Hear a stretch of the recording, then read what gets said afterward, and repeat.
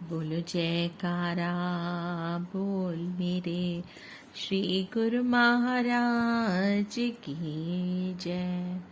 श्री अमर ज्योति दर्शन ग्रंथ श्री आनंदपुर।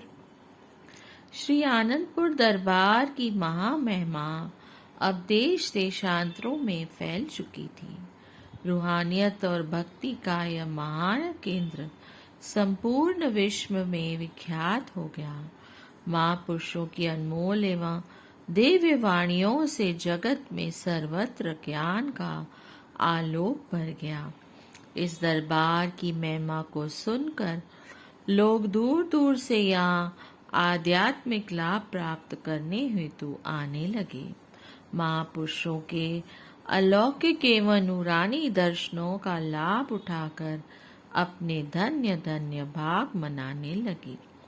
श्री दरबार की बढ़ती महिमा को सुनकर सन 1977 में लोकसभा स्पीकर श्री बलराम जाखड़ भी श्री दर्शन हेतु श्री आनंदपुर में आए। श्री परमहंस अद्वैत मंदिर में अरुणिम वेला में श्री आरती पूजा का दिव्य नजारा था।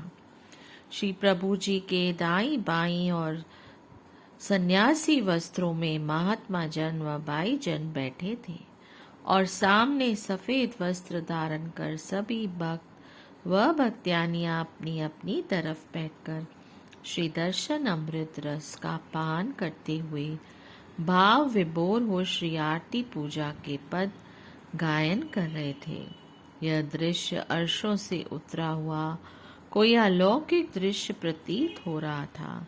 आनंद भरे इस वातावरण में जाखड़ की जी भी अपनी सुध बुध भूल कर तन्मयता से श्री दर्शनों का आनंद उठा रहे थे।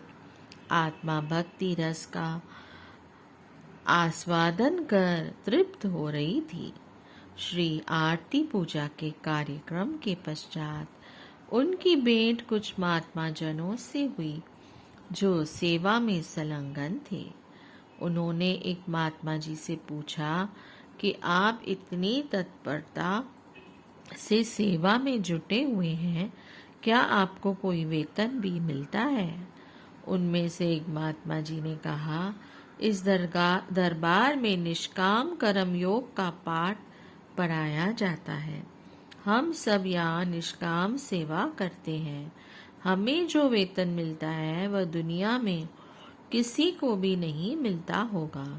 हमें भक्ति की वह बहुमूल्य अनमोल संपदा मिलती है जिसकी तुलना में त्रिलोकी की सभी वस्तुएं तुच्छ हैं। न ही हमारे दिल में उन वस्तुओं की चाहना है जिसको सत व दायमी वस्तु की प्राप्ति हो जाए।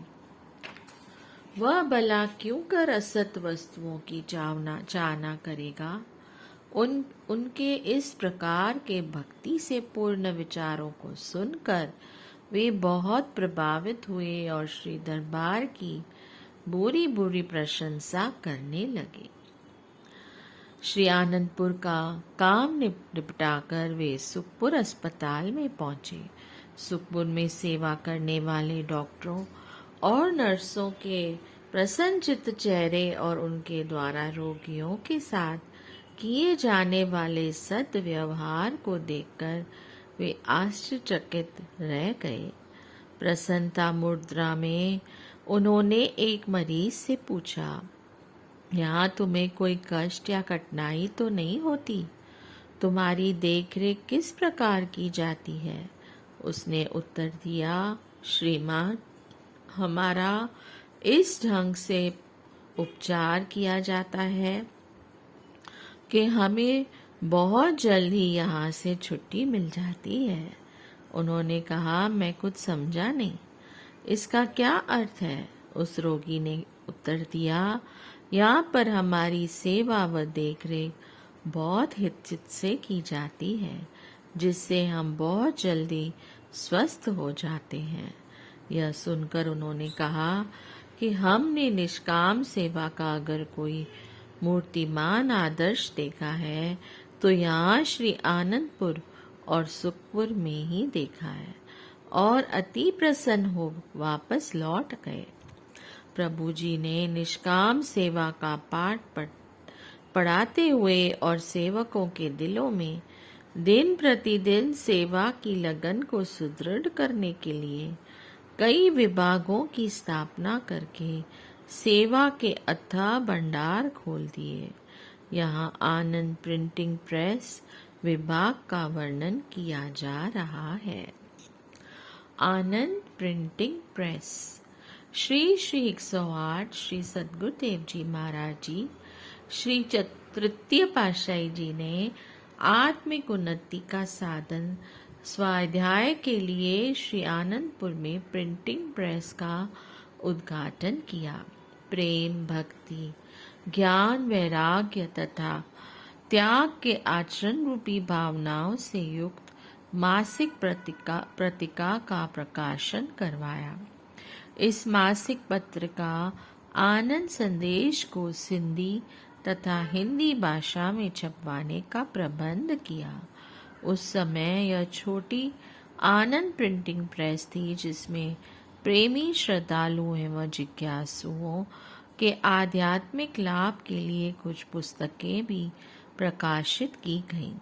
श्री श्री 108 श्री सद्गुरुदेव जी महाराज श्री पंचम पातशाही जी ने मासिक पत्रिका आनंद संदेश में प्रेमा भक्ति से परिपूर्ण संत महात्माओं के प्रवचन एवं भक्ति पथ पर समर्पित भक्तों की कथा लेखा से इसका और भी रूप निखार दिया। यह स्वाध्याय का माध्यम पहले भी जन जन को आत्म ज्ञान की गंगा में स्नान करा रहा था। अब यह जीवन में नया रंग, नई उमंग और भक्ति का प्रतीक अनुपम प्रेरणा स्रोत बन गया। इसके पश्चात आत्मिक संपदा का एक विशेष बहुमूल्य उपकार श्री परमहंस अद्वैत मत अमर ज्योति ग्रंथ प्रेमी गुरुमुखों एवं जिज्ञासुओं के लिए प्रदान किया, जिसमें श्री आनंदपुर के विनायक श्री परमहंस मान विभूतियों का जीवन चरित्र लिखा हुआ है। इन महान विभूतियों का दिव्य आलोक एवं परम आनंद की अनुभूति को पाकर सब प्रेमी जन कृतार्थ हैं, कृतज्ञ है। इसका प्रथम संस्करण अप्रैल सन 1972 में प्रकाशित हुआ, जिसका विशद विवरण पहले दिया जा चुका है। आप सदैव परमार्थ, भक्ति एवं आत्मिक उन्नति के उच्च सिद्धांत एवं महापुरुषों की मौजों को शीघ्र साकार रूप देने के लिए निरंतर संलग्न कार्यशील रहते। आरंभ में आनंद प्रिंटिंग प्रेस में लगी छपाई वाली मशीन बहुत पुराने मॉडल की थी। यह हाथ से चलती थी, जिस कारण इसकी मुद्रण की गति भी कम थी। जैसे जैसे श्री आनंदपुर दरबार की महिमा का प्रचार और प्रसार बढ़ता गया, वैसे वैसे ही गुरुमुख प्रेमियों के मन में भी यहाँ का इतिहास व साहित्य जानने हेतु उत्सुकता जागृत हुई। उनकी इस मांग को मद्देनजर रखते हुए इस प्रेस का विस्तार करने का निर्णय किया गया, ताकि प्रेमियों को प्रेमा भक्ति के विचार, परम आनंद व सुख के साधन स्वाध्याय द्वारा प्राप्त हो सके। उस मौज के अनुसार सन 1972 में श्री सद्गुरुदेव महाराज जी भक्त्यानियों की तरफ पीछे एक बगीचे की तरफ श्रीकार में पधारे। उस बगीचे की जगह का निरीक्षण किया। श्री वचन हुए कि यहाँ एक बहुत बड़ी प्रेस बनानी है। महाप्रभु जी ने स्वयं सारी रूपरेखा तैयार करवाई और बहुत शीघ्र ही इसकी नींव का शुभ उद्घाटन करते हुए फरमाया, इस प्रेस का कार्य जितनी जल्दी संभव हो सके करना है।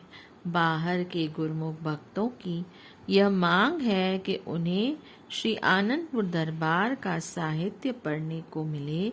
दूर देश विदेशों में रहने वाले प्रेमी जन को किसी न किसी कारणवश श्री दर्शनों हेतु नहीं आ सकते, वे भी समय समय पर होने वाले महापुरुषों के पावन प्रवचनों को श्रवण एवं पठन कर लाभान्वित हो सके।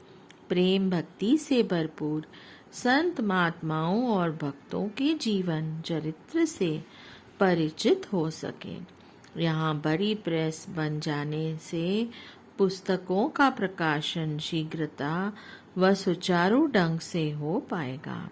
हमारी भी यही मौज है कि शीघ्र सब गुरुमुखों को यह लाभ मिले। श्री मौज अनुसार इस प्रेस का निर्माण कार्य काफी तीव्र गति से चला और यह बिल्डिंग बनकर तैयार हो गई। अप्रैल सन 1973 में महाप्रभु जी ने निज कर कमलों से इसका मुहूर्त किया। श्री वचन हुए। महापुरुषों की प्रत्येक रचना केवल इसलिए होती है कि जो जीव संस्कारी होते हैं परंतु मोह माया में फंसकर माया के धोखे में उलझ जाते हैं, उन्हें माया के बंधनों से आजाद कराने के लिए ही यह सब कार्यवाही होती है। श्री आनंदपुर की रचना इसी सिद्धांत व लक्ष्य को सम्मुख रखकर की गई। कुदरत का विधान है कि जीव की जो मांग होती है वह उसे पूरी करती है। इसी तरह दुखी जीवों की पुकार को सुनकर महापुरुषों ने यह रचना रची और समय समय पर इसे विशाल रूप प्रदान करते रहे। गुरुमुखों के लिए सेवा, भक्ति व प्रेम के भंडार खोलते हैं। गुरुमुख प्रेमियों की संख्या इतनी बढ़ती जा रही है कि जो गुरुमुख दूर विदेशों में रहते हैं वे जल्दी श्री दर्शनों के लिए नहीं आ सकते, परंतु उनके दिल में यह चाहना होती है कि यदि हम दर्शन नहीं कर सकते तो कम से कम महापुरुषों के वचनों को पढ़ सुन तो सकें और उन पर अमल करके जीवन को सफल कर सकें। यह सत्य है कि जो महापुरुषों के वचनों पर चलता है वह भवसागर से पार हो जाता है। इसी उद्देश्य हेतु प्रिंटिंग प्रेस का निर्माण किया गया है। जो गुरुमुख लाचार हैं या किसी अन्य कारणवश यहाँ नहीं पहुँच सकते, वे घर बैठे ही वचनों से लाभान्वित हो सके। इसलिए महापुरुषों ने यह सिलसिला शुरू कर दिया है। वह आगे और बढ़ रहा है और बढ़ता ही रहेगा। जो गुरुमुख दरबार में सेवा करते हैं वे इस सेवा में भाग लेकर रूहानियत का लाभ प्राप्त करके साथ जाने वाली कमाई करके जीवन को सफल कर सकते हैं। जो गुरुमुख बाहर रहते हैं वे श्री आनंद संदेश तथा रूहानी पुस्तकों में लिखी महापुरुषों की वाणियों को पढ़ सुनकर पूरा भक्ति व रूहानियत का लाभ उठा सकेंगे और अपने जीवन को कृतार्थ करेंगे। इस नई प्रेस में छोटी व पुरानी मॉडल की ट्रेडर व हाथ से ऑपरेट होने वाली मशीनें हटाकर आधुनिक मशीनें लगाई गईं, जिनसे पुस्तकों का प्रकाशन शीघ्रता से होने लगा। हाथों के अक्षर जोड़कर कंपोजिंग के स्थान पर अब कंप्यूटर में लेख टाइप किए जाने लगे। ट्रेडर मशीनों का स्थान ऑफसेट प्रिंटिंग मशीन ने ले लिया, जिससे प्रिंटिंग की गुणवत्ता और क्षमता में अद्भुत निखार आ गया। सन 1973 में श्री विदेश में रहने वाले प्रेमी गुरुमुखों की मांग को पूरा करने के लिए यह मासिक पत्रिका अब इंग्लिश में भी छपने लगी। इसका नाम भी मौत से स्पिरिचुअल ब्लिस रखा गया। इस पत्रिका के प्रकाशन से भारत तथा विदेश में रहने वाले गुरुमुखों को भी आध्यात्मिक लाभ पहुंचाने लगा।